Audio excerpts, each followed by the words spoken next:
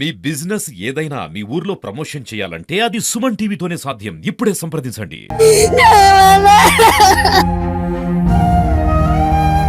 దర్శనం చేసుకున్నాక మా నాన్న నాకు ఫోన్ చేసి కాసేపట్లో బయలుదేరుతామన్నారు. మా నాన్న ఇంకా ఇంటికి రాలే.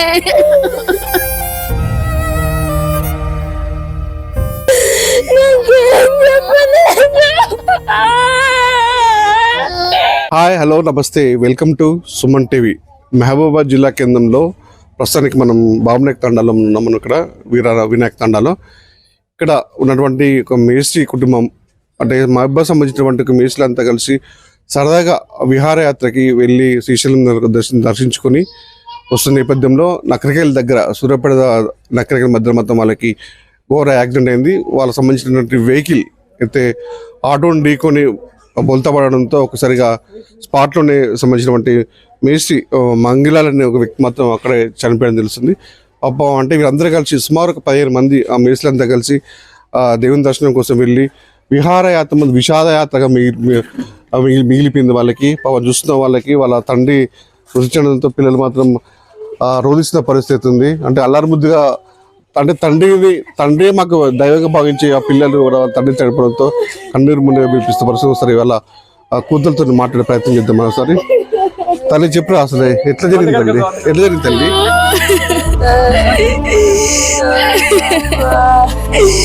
యూనియన్ ఆఫీస్ తరపున మా నాన్న వాళ్ళందరూ కలిసి విహారయాత్రకి వెళ్ళారు. అక్కడ దర్శనం చేసుకొని వచ్చి సూర్యాపేటని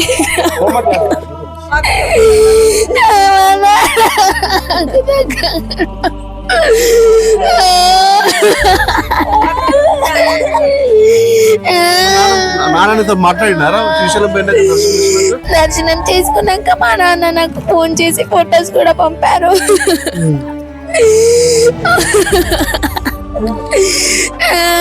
దర్శనం అయిపోయింది. ఇప్పుడే కిందకి దిగుతున్నాం మేము. దర్శనం కూడా అయిపోయింది. కాసేపట్లో బయలుదేరుతామన్నారు. మా నాన్న ఇంకా ఇంటికి రాలే.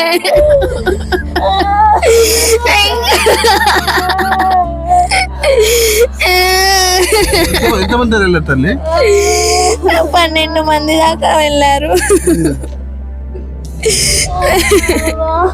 లాస్ట్ చివరి మాటలు అవేనా? ఇక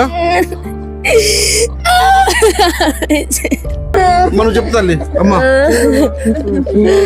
నాకు మా డాడీ ఏం మాట్లాడలేదు.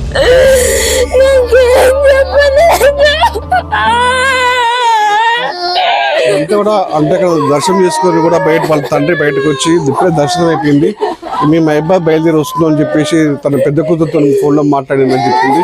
అది గుర్తు తెచ్చుకుని కూడా కన్నీరు ముందుగా పిలిపిస్తున్న పరిస్థితి. అందరి మధ్య కన్నీరు పర్యంతం అవుతుంది పరిస్థితి. ప్రతి ఒక్కరు పాప అందరూ కూడా పిలుస్తున్న పరిస్థితి ఉంది. మేమైతే పక్కన మేము చూస్తూనే ఉంటుంటే కూడా ఫోన్ చేసిన ఫోన్ లేకపోతే 3కి ఫోన్ చేశారు. అంటే బండి వెళ్ళిపోయింది కానీ ఆటో యాక్సిడెంట్ అని చెప్పారు కానీ మాకు బండి ఇట్లా మనిషి ఇట్లా అయింది అని చెప్పకపోతే నేనేం చేసామంటే అరే బాగానే ఉంది కదా అని తండ్రికి దండం పెట్టుకున్నాం సార్. కానీ 10 మంది పోయాక వాడిని కూలబడ్డారు సార్. ముందు డోర్లో కూలబడితే కుప్ప మీద పడితే ఈయన కూర్చుని కూడా అయిపోతారు సార్. డ్రైవర్ పక్కన కూర్చున్నాడు. డ్రైవర్ పక్క ముందు సీట్లో డోర్ తీస్తాం కదా, డోర్ లాకేసిందట. డోర్లో కూర్చుంటే ఆ డోర్ కింద వాళ్ళు 10 మంది పోయి ఆయన కుప్ప కట్టారు. బట్ ఈయన తలకే మెదడు మొత్తం కుమిలిపోయింది లోపల కింద. డ్రైవర్ నిర్లక్ష్యం ఉందంట. డ్రైవర్ వెళ్ళిపోయాడు. ఆల్రెడీ బండి వదిలేసింటాడు ఆయన డ్రైవర్. అయితే డ్రైవర్ అట బండి ఎప్పుడు కారు ఆటో ఢీకి చేయించిండో, ఢీ కొట్టంగానే ఏం చేసిండ్రా డ్రైవరు ఈ ఢీ కొట్టంగానే ఈ డోర్ తీసిండ, బండి క్లాత్ తీసి డ్రైవర్ వెళ్ళిపోయాడట. వెళ్ళిపోయినా కానీ బండి తోసేసాడట. బండి లోయర్కి వెళ్ళిపోయింది కిందికి. లోయర్కి వెళ్ళిపోయినాక డ్రైవర్ లేకపోతే ఏమైందట, మేము పోయి అడిగితే ఏమైంది మాకు డ్రైవర్ లేడు ఏమి లేడు అని ఓనర్ని పట్టుకొని పోయినట్ట సార్. మైబాద్ బండి అంటది. అయితే ఇక మేము పోయి ఎవరిని అడగలేదు సార్. ఇక మా కుటుంబం ఇట్లా ఉన్నది సార్ మేము. అయితే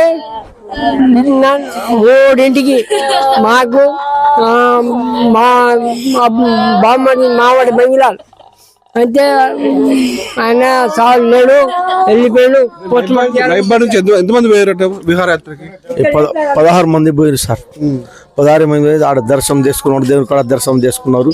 ఓ సన్నెల్లకుండా కరీం పక్కన వచ్చి ఆటో ఎదురు ఉందట సార్. ఆ ఆటో ఎదురు ఉంటే దాని కళ్ళు మూత మూసిపోయింది. ఆ డ్రైవర్ ఏం చేస్తుందో తెలియదు. వీళ్ళు కూర్చొని ఉన్నారు.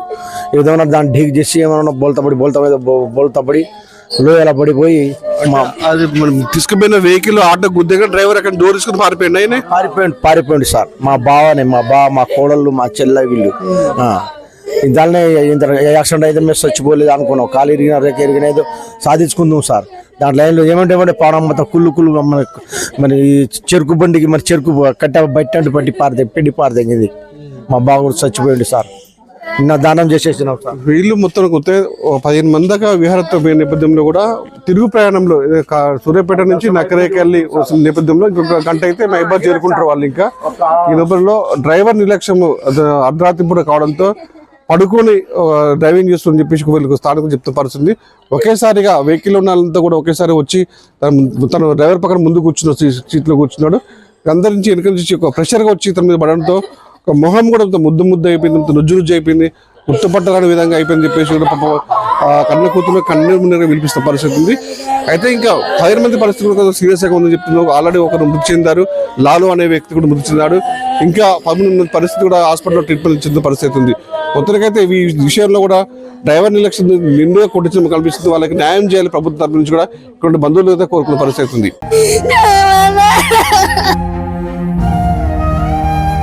దర్శనం చేసుకున్నాక మా నాన్న నాకు ఫోన్ చేసి